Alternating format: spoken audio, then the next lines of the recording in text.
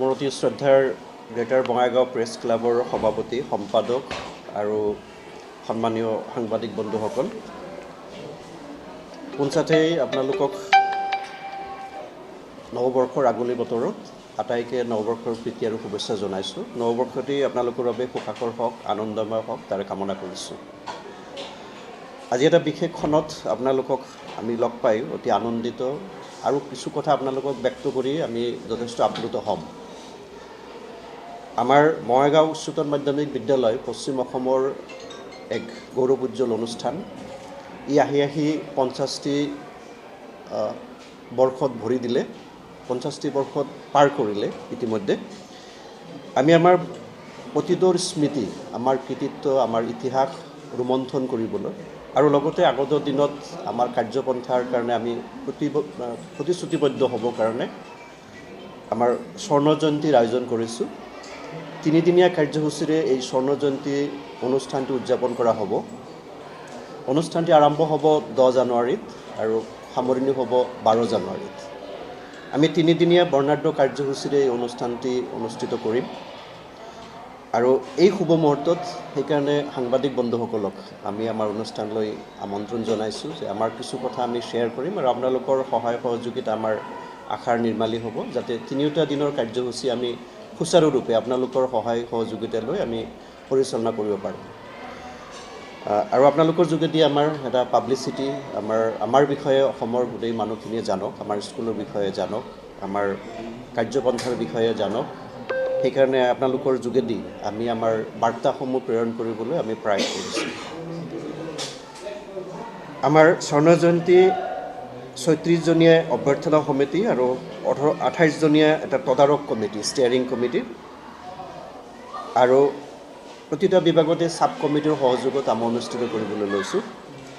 প্ৰথম দিনাৰ কাৰ্যসূচীত আমি 9:30 আমাৰ স্কুলৰ পতাকা আৰু 9:15 আমাৰ স্বৰ্ণ জয়ন্তীৰ পতাকা উদযাপন কৰা হ'ব আৰু তাৰপিছতে আমি 50টি পতাকাৰে আমাৰ গৌৰৱ উজ্জ্বল 50 বছৰৰ সাক্ষী হ'বৰ কাৰণে আমি 50খন পতাকা উত্তোলন কৰিম।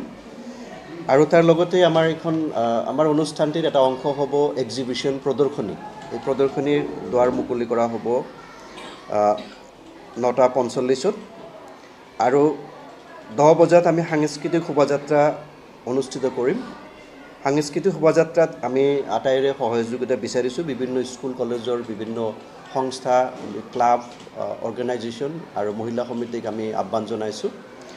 সাংস্কৃতিক শোভাযাত্ৰাটোত আমি ভাবিছোঁ যে হাতী, তাৰপিছত ঘোঁৰা গাড়ী, তাৰপিছত আমাৰ ঠেলা, তাৰপিছত মহল গাড়ী আৰু বিভিন্ন বাৰেৰহণীয়া অসমীয়া সংস্কৃতিৰ যিবিলাক অংগ আছে সেই আটাইবিলাক আমি সমবেত হ'ম। ফাৰ্ষ্টত বিহু থাকিব, তাৰপিছত আমাৰ কোচ ৰাজবংশীৰ নৃত্য থাকিব, তাৰপিছত আমাৰ বড়ো নৃত্যৰ গ্ৰুপ থাকিব, তাৰপিছত আমি বিভিন্ন অসমৰ কলা সংস্কৃতিৰ বিভিন্ন অংশৰ বিভিন্ন শ্ৰেণীৰ বিভিন্ন কৃষ্টিৰ মানুহখিনিক আমি আহ্বান জনাইছোঁ আমাৰ লগত সহযোগ কৰিব। এই অনুষ্ঠানটি আমি 10 বজাত আৰম্ভ কৰিম আৰু 11টামান বজাত আমি আকৌ আমাৰ এই অস্থায়ী প্ৰেক্ষাগৃহত তাতে সমবেত হ'ম। আমি অস্থায়ী প্ৰেক্ষাগৃহত 11:15 আমি ভাবিছোঁ আমি সমবেত হ'ম। তাৰপিছত আমাৰ শ্ৰদ্ধাঞ্জলি অনুষ্ঠান এটা থাকিব। আমাৰ যিসকল অগ্নিপুৰুষৰ চেষ্টা, শ্ৰম আৰু তেওঁলোকৰ সদিচ্ছাৰ বলত আমাৰ স্কুলখন এই পৰ্যায়লৈ আহি পালে তেখেতসকলক আমি সম্বৰ্ধনা জনাম। আৰু যিসকল আমাৰ কৃতি শিক্ষক, যিসকলে এইখন অনুষ্ঠানত বহুদিন কাম কৰিছে, ৰিটায়াৰ্ড হৈছে, তেওঁলোকক আমি কিছু সম্বৰ্ধনা জনাম। আৰু তাৰপিছত আমাৰ লাইট ৰিফ্ৰেছমেণ্ট হ'ব আৰু 12 বজাত আমাৰ মটিভেশ্যনেল স্পীচৰ কাৰণে আমি IIT গুৱাহাটীৰ পৰা আমাৰ স্বনামধন্য প্ৰফেচাৰ অনুপম শইকীয়াক আমি আহ্বান জনাইছোঁ। তেখেতে মেথমেটিক্স ডিপাৰ্টমেণ্টৰ IIT গুৱাহাটী, তেখেত এছ'চিয়েট ডিন একাডেমিক এফেয়াৰ্ছ, তেখেত PhD কৰিছে ইউনিভাৰ্চিটি অফ কেম্ব্ৰিজ আৰু vice chairman of JECEL IIT, এজন বিদগ্ধ মেথমেটিচিয়ান। তেখেত আমাৰ অনুষ্ঠানলৈ আহিব, আমাৰ ল'ৰা ছোৱালীক আৰু এলুমিনিখিনিক, গোটেই মানুহখিনিক ইনস্পায়াৰ কৰিব। আমি 1 বজাৰ পৰা 2 বজালৈ সাংস্কৃতিক কাৰ্যক্ৰমণিকা, স্কুলৰ ল'ৰা ছোৱালী বিভিন্ন ইভেণ্ট, সাংস্কৃতিক কাৰ্যক্ৰমণিকা আমাৰ আগবঢ়াব আৰু তাৰপিছত স্কুলৰ ল'ৰা ছোৱালীৰ কিছু বঁটা বিতৰণ কৰা হ'ব। 2 বজাত আমাৰ লাঞ্চ ব্ৰেক হ'ব। আকৌ 4 বজাৰ পৰা আমাৰ সাংস্কৃতিক সমাৰোহ, বিভিন্ন বিষয়ত বিভিন্ন নাচ গান ডান্স পৰিৱেশন কৰিব স্কুলৰ ল'ৰা ছোৱালী। আৰু 5:30 পৰা আমি ভাবিছোঁ সন্ধিয়া সাংস্কৃতিক সন্ধিয়াৰ শুভ উদ্বোধন হ'ব 10 তাৰিখৰ। আৰু এই প্ৰগ্ৰামটি আমি প্ৰায় ৰাতি 8 বজালৈকে আমাৰ চলি থাকিব। নেক্সট দিনা 11 জানুৱাৰী 2026 10 বজাৰ পৰা আমাৰ সাংস্কৃতিক কাৰ্যক্ৰমণিকা আৰম্ভ হ'ব। আৰু 11 বজাত নপুৰণি ছাত্ৰ ছাত্ৰীৰ মিলন তথা শিক্ষক শিক্ষয়িত্ৰী, আমাৰ আগৰ টিচাৰ আৰু বৰ্তমানৰ টিচাৰবিলাকৰ এটা মিলন তীৰ্থৰ নিচিনা আমি এটা সমন্বয় সমাৰোহ এটা আয়োজন কৰিছোঁ। 3টা বজাত স্কুলৰ ল'ৰা ছোৱালীৰ বিশেষ পাৰদৰ্শিতাৰ বাবে তেখেতসকলক আমি কিছু বঁটা প্ৰদান কৰিম। আৰু 6 বজাত সাংস্কৃতিক সন্ধিয়া ডক্টৰ ভূপেন হাজৰিকাৰ স্মৃতিত আমাৰ দ্বিতীয় দিনাৰ সাংস্কৃতিক সন্ধিয়া অনুষ্ঠিত হ'ব। সাংস্কৃতিক সন্ধিয়াত আমি বিশেষভাৱে আমন্ত্ৰণ জনাইছোঁ কলকাতাৰ পৰা লোপামুদ্ৰা সামন্ত, তেখেত কলকাতাৰ পৰা আহিব। আৰু ইণ্ডিয়ান আইডলৰ ফেম জেলিকাই অৰুণাচলৰ পৰা তেখেত আমাৰ সাংস্কৃতিক সন্ধিয়াত হস্তবৰ্ধন কৰিব। আৰু তাৰপিছত আমি ভাবিছোঁ 10টাৰ পৰা 11টাৰ মাজত আমি সাংস্কৃতিক সন্ধিয়াৰ সামৰণি জনাম 11 তাৰিখত। আকৌ পিছত 12 তাৰিখত আমাৰ 10 বজাৰ পৰা সাংস্কৃতিক কাৰ্যক্ৰমণিকা, স্কুলৰ ল'ৰা ছোৱালীৰ সাংস্কৃতিক কাৰ্যক্ৰমণিকা আৰম্ভ হ'ব। আৰু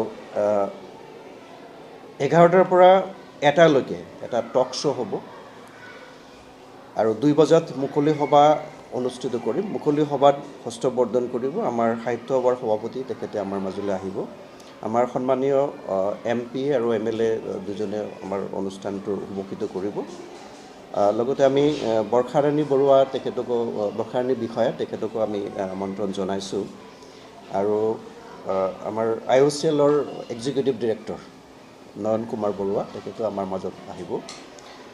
আমি এই গোটেইখিনিৰ মুকলি সভাৰ সামৰণি হ'ব 6 বজাত। আৰু 6 বজাত আমাৰ সাংস্কৃতিক সন্ধিয়া, শেষৰ দিনা সাংস্কৃতিক সন্ধিয়া শুভ উদ্বোধন হ'ব। এই উদ্বোধনৰ কাৰণে আমি বৰ্ষাৰাণী বৰুৱাক ৰিকুৱেষ্ট কৰিছোঁ, শ্বুটিঙৰ কাৰণে অলপ ব্যস্ত, গতিকে তথাপি কৈছে মই চাম বুলি। আমি কনফাৰ্মেশ্যনটো পাই যাম, আজি পাই যাম।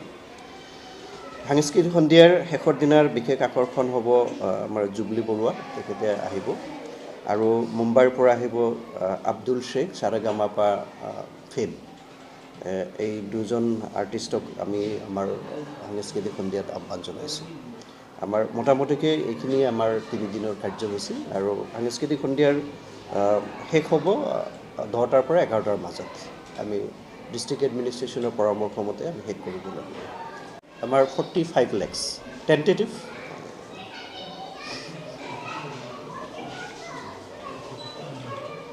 আৰু এই 3টা দিনৰ কাৰ্যসূচীত আমি আপোনালোকৰ সহায় সহযোগিতা একান্তভাৱে কামনা কৰিছোঁ। আশা ৰাখিছোঁ আপোনালোকে 3 দিনৰ কাৰ্যসূচীত অংশগ্ৰহণ কৰিব, আপোনালোকক লগ পাম। আমাৰ এখন ছুভেনিয়াৰ অলৰেডি বনোৱা হৈ গ'ল প্ৰায়। এখন 50 বছৰৰ আমাৰ যিটো কৃতিত্ব আছে গোটেইবিলাক লৈ কেনে এখন ছুভেনিয়াৰ বনোৱা হৈছে। ইয়াৰ সমন্বয়ক চিফ এডিটৰ সৌৰভ মজুমদাৰ, তেখেতে কামখিনি নিয়াৰিকৈ কৰিছেই। আমাৰ মেগাজিনখন আহিয়ে পাব, দিনত আহি পাব। এইটো মুকলি সভাৰ দিনা আমি অনুষ্ঠিত কৰিম। এইটো আইকন মুকলি সভা এদিন হ'ব।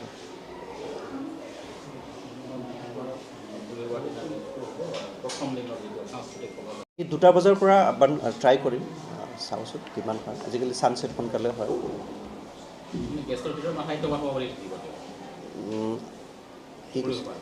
মুকলি সভাৰ দিনা সাহিত্য সভাৰ সভাপতি আহিব।